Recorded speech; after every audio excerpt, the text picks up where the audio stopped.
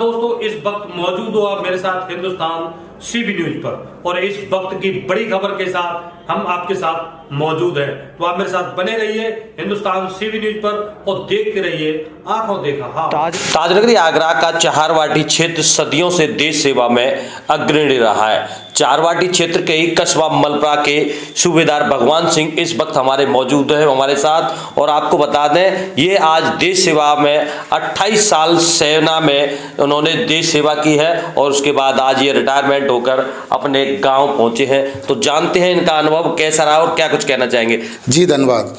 मैं आपका और आपके चैनल का धन्यवाद करता हूं। मैं सूबेदार भगवान सिंह आर्टिलरी में 28 वर्ष सेवा दे करके और आज के दिन में सेवानिवृत्त हुआ हूं। आज आप गांव पहुंचे हैं तो कैसा लग रहा है? देखिए, ये गांव मैंने जो है 28 वर्ष पहले छोड़ा था और आज मेरे को जो है मतलब काफ़ी यहाँ पे परिवर्तन हुआ है और देखने को मिल रहा है। मेरे को जितनी खुशी सेना में भर्ती होने से पहले मिल रही थी और वो सेना के रिटायरमेंट होने के बाद में आज मेरे को उससे दोगुनी खुशी मिल रही है।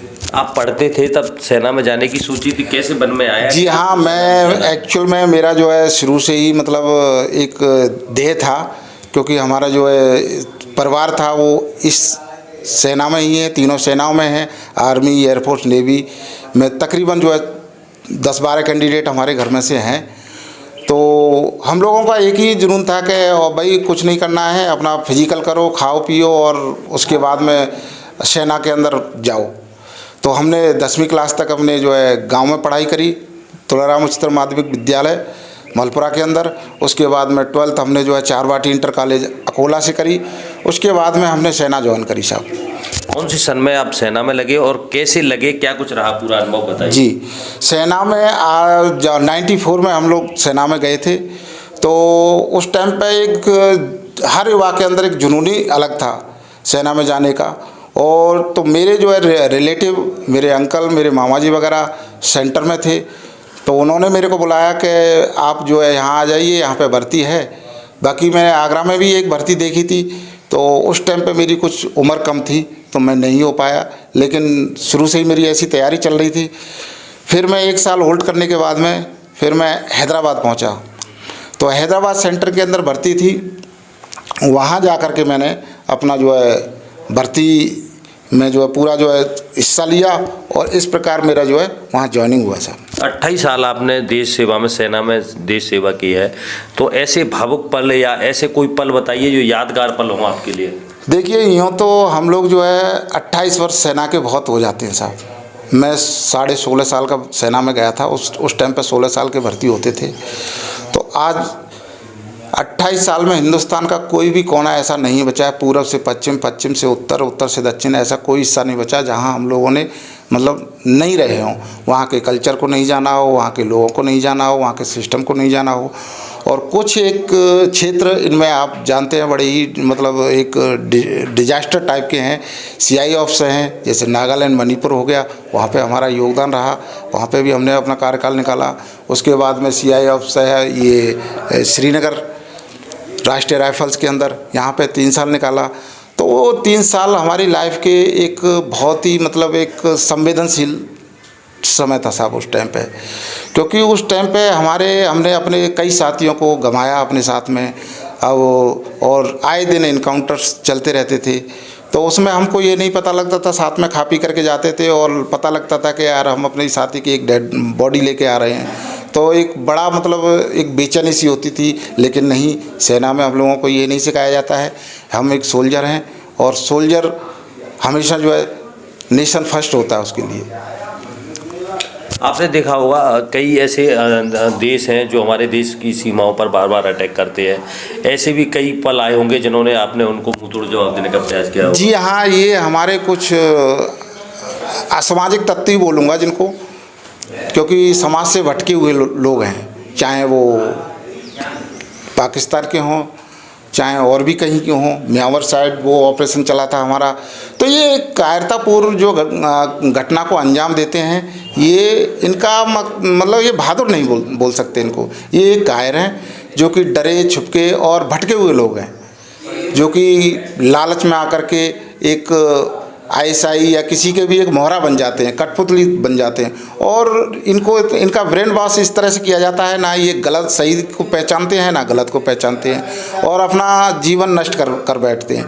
क्योंकि हिंदुस्तान आर्मी या फोर्स इतना कि उसके अंदर इतनी कैपेबिलिटी है कि वो इनको जो है मुँह तोड़ जवाब दे सकती है और इनको इनके जो है मुकाम तक पहुंचा सकती है। अगर बात कारगिल युद्ध की कहें तो क्या कहना चाहेंगे? देखिए जी, कारगिल युद्ध हमारा जो 99 में हुआ था, तो 99 में हम लोग वहाँ कारगिल से नीचे थे, तो हम लोगों की जो ड्यूटी में लगी थी, तो उस टाइम पे हमारा जो है आर्म्स एंड अम्युनिशन एंड एडमिटेशन का पूरा जितना जो QRT एक चलती है, क्विक रिएक्शन टीम, तो उसके अंदर मैं तैनात था साहब।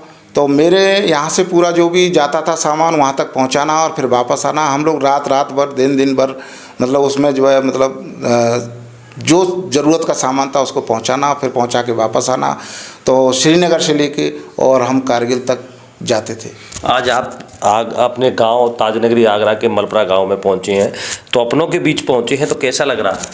देखिए, मैं फिर आपको एक बात दूंगा कि मैं बड़ा खुश नसीब हूँ, और आज मेरे को जो है मतलब अपने घर में अपने लोगों के बीच पहुँचा हूँ, तो मेरी खुशी का कोई अंदाज़ा नहीं है।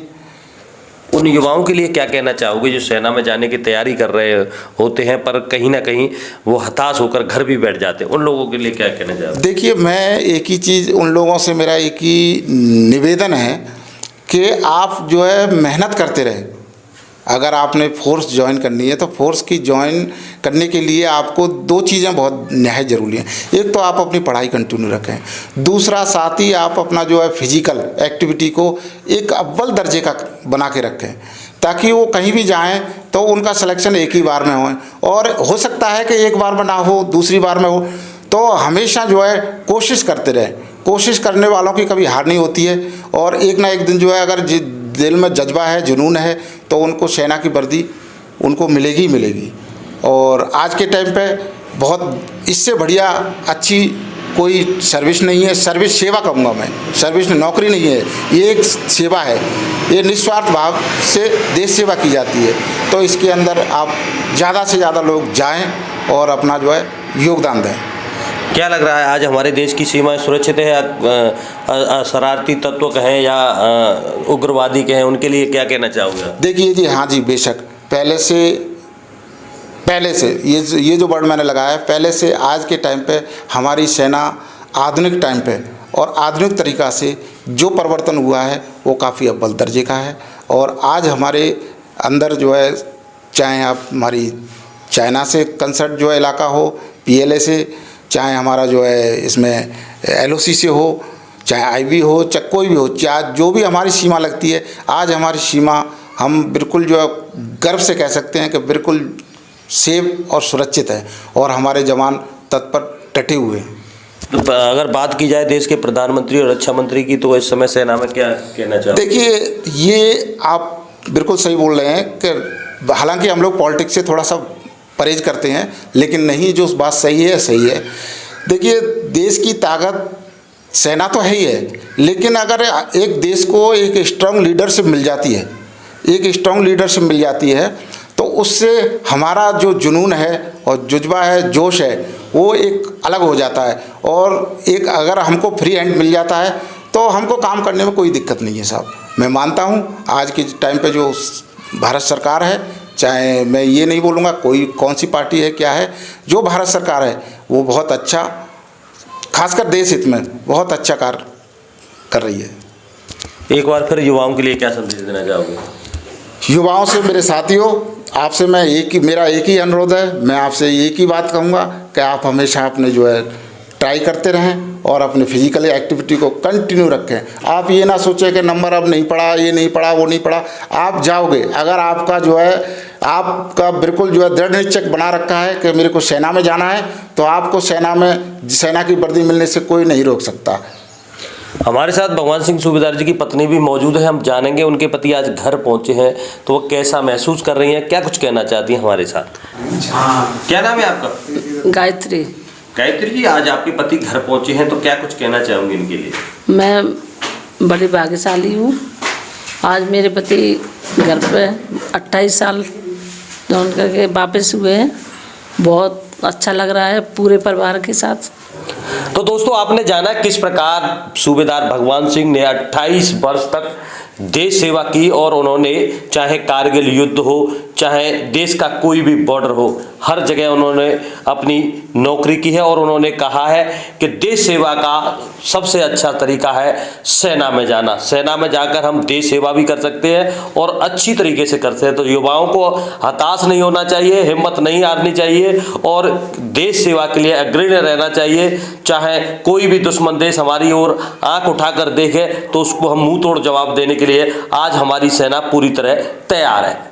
चोप सिंह सक्सेना, आगरा।